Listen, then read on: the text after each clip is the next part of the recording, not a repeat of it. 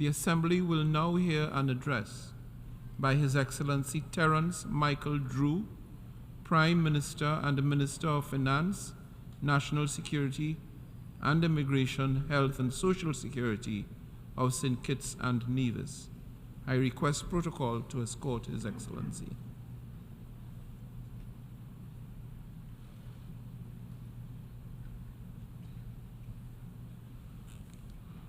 I have great pleasure in welcoming His Excellency Terrance Micheal Drew, Prime Minister and Minister of Finance, National Security and Immigration, Health and Social Security of St. Kitts and Nevis. I invite him to address the Assembly.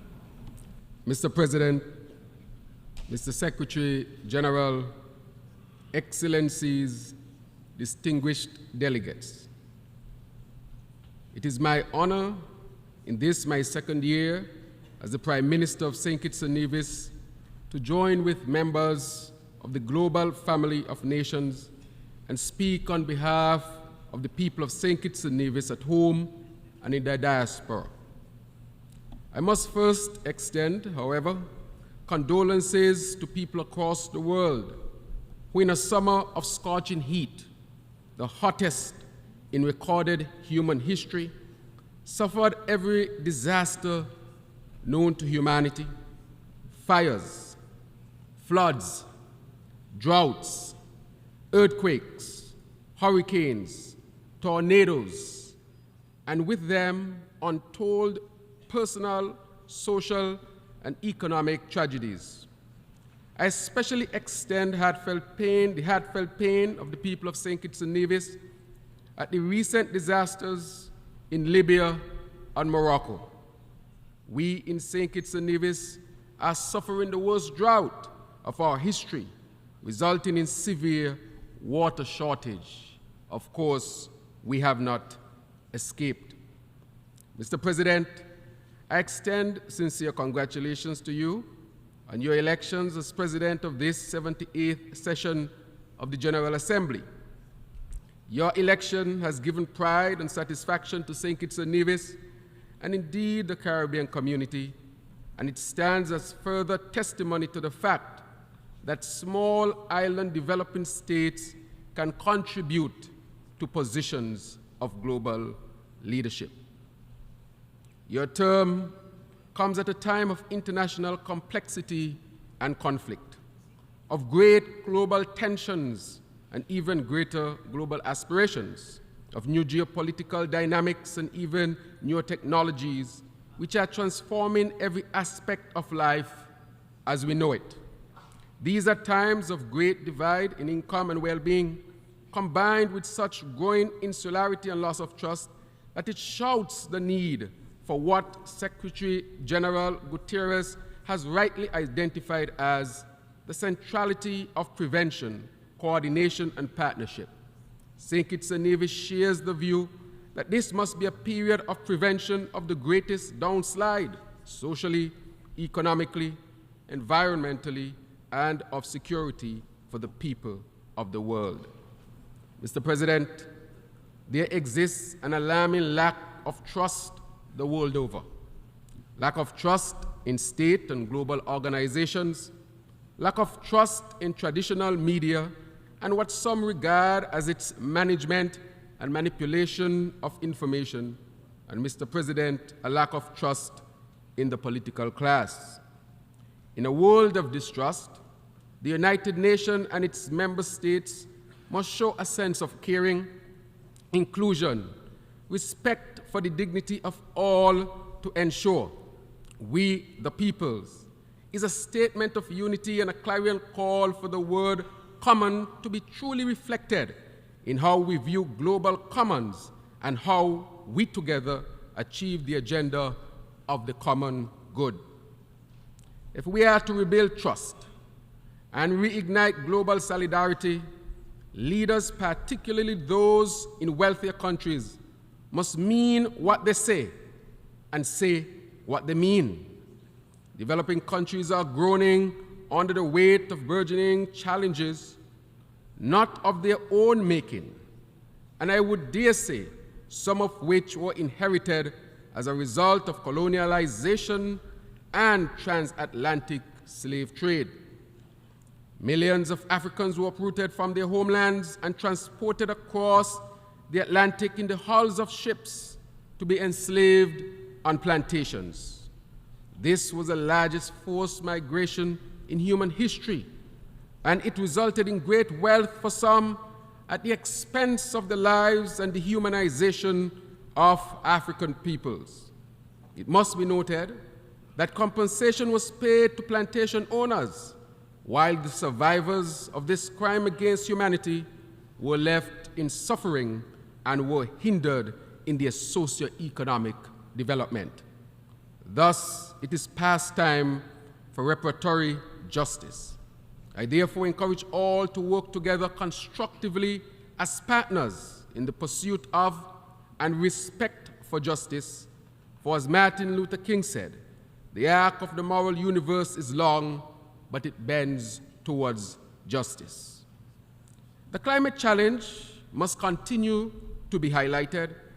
The industrial behemoth countries and companies push SIDS and others to the front lines of climate change.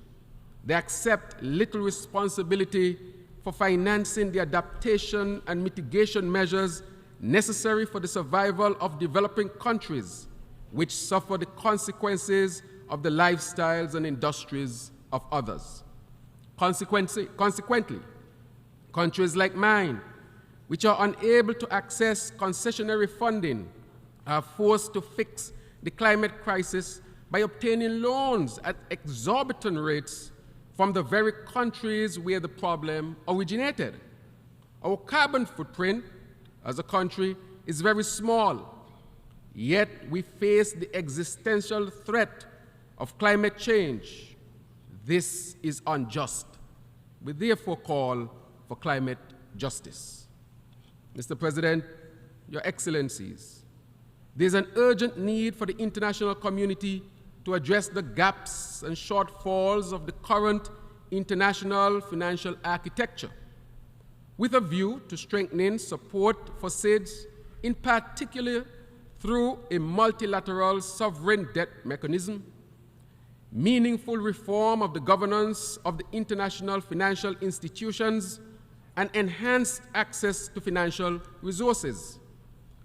I congratulate the World Bank on recent steps in the right direction.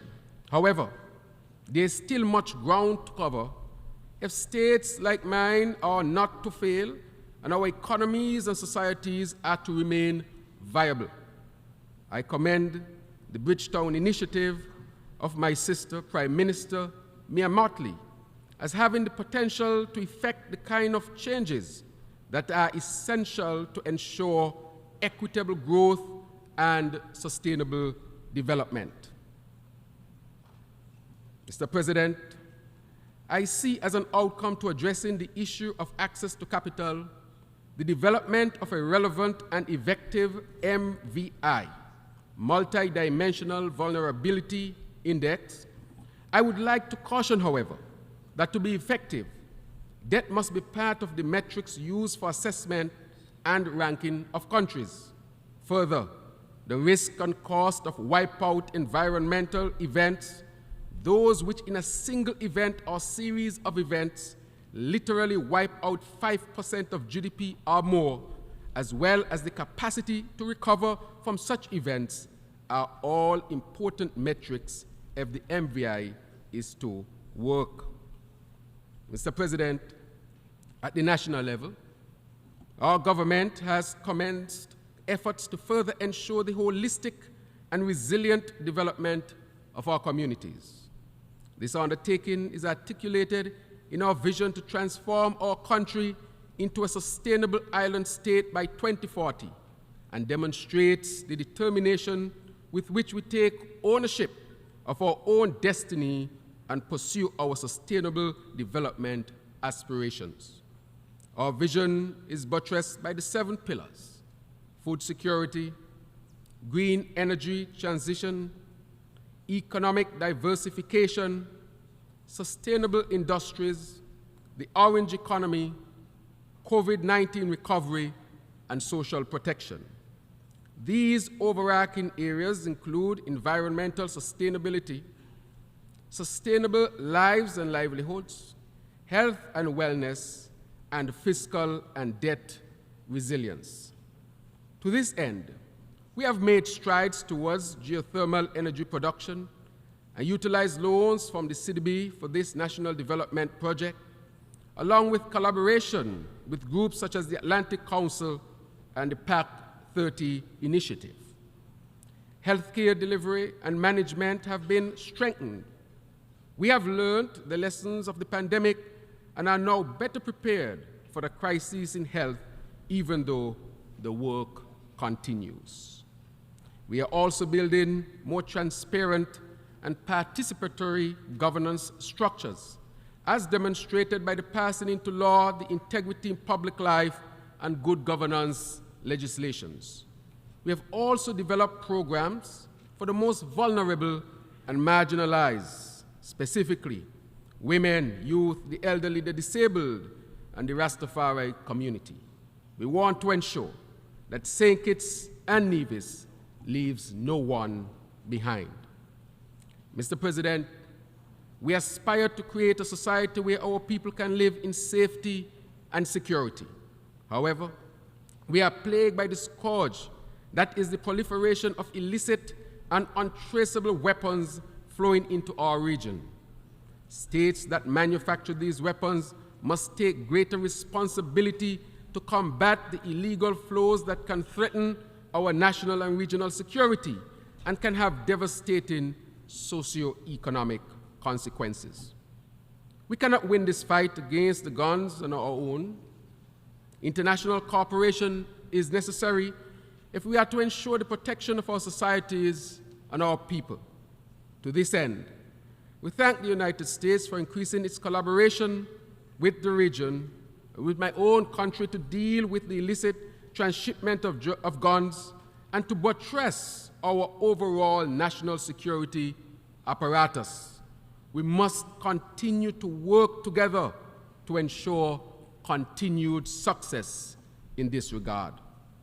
Mr. President, it is of great concern that glaring global inequities persist and are growing wider despite sustained calls for global solidarity, action, and cooperation. For example, Venezuela has been placed in a precarious situation as a result of the application of sanctions, and its people continue to bear the brunt of these unilateral measures. We therefore strongly urge constructive dialogue between the governments of the Republic of Venezuela and the United States to relieve the hardships these impositions have caused the Venezuelan people.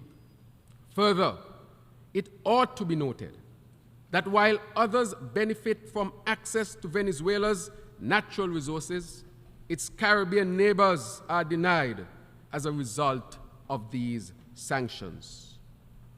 Mr. President, continuing with inequities and the need for respect for sovereign states, Cuba, which has been a generous global partner, is caught in the clutches of an unjust and continuing economic, commercial, and financial embargo, which has caused suffering on a people who do not deserve it. The people of St. Kitts and Nevis stand in solidarity with the government and people of Cuba and call for the immediate ending of the embargo and the removal of Cuba from the unilateral list of state sponsors of terrorism. Mr. President, speaking to the issue of governments and peoples who are excluded from the full participation within the United Nations and the global multilateral systems, I recall the situation of Taiwan. Taiwan has proven itself to be a reliable development partner, which greatly contributes to collective efforts to address the pressing global issues of today. It is our firm belief that Taiwan should be able to make its contribution to the work and budget of multilateral institutions such as the United Nations and the World Health Assembly in furtherance of the common global goals. And it is a hope that the right of its 23 million people to adequate representation can be realized. Moreover, we urge for peace in that region of the world, as war would result in severe consequences for all of us. Mr. President, closer home, the ongoing dire situation in our sister nation, Haiti, demands the sustained attention and support of the international community. Haiti, the first black republic in the Western Hemisphere, continues to grapple with unimaginable scale of human suffering. A political resolution is urgently needed, while also recognizing that appropriate measures must be taken to reverse Haiti's legacy of underdevelopment. We cannot move forward on the acceleration of the Agenda 2030 if we continue to knowingly and deliberately leave some people behind. Mr. President, we are living in a world in flux, where new emerging poles and spheres of influence are challenging the existing so-called rules-based order. New currencies are being internationalized, new trade routes are taking shape, and new security, political and economic blocs are emerging to drive geopolitical advantage.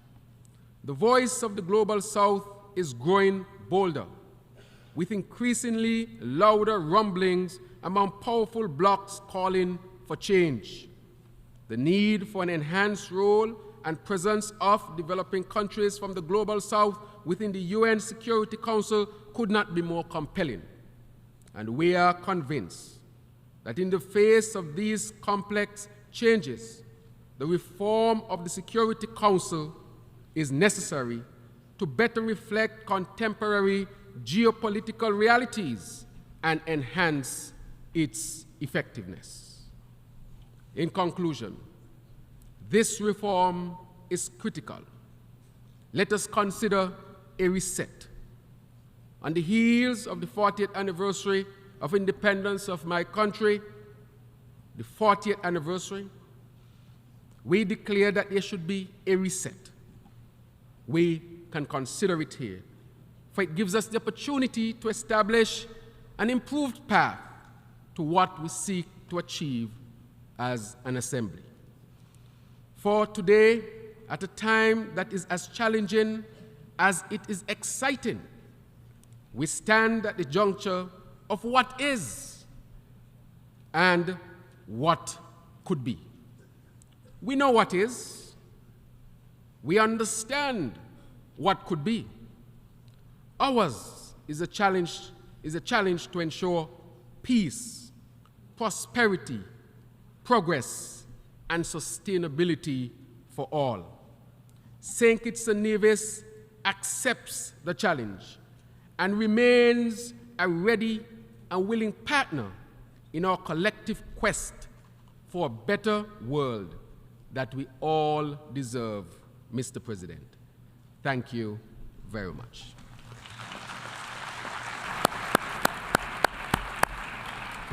On behalf of the Assembly, I wish to thank the Prime Minister and Minister of Finance, National Security, Immigration, Health and Social Security of St. Kitts and Nevis for the statement just made, and I request protocol to escort His Excellency.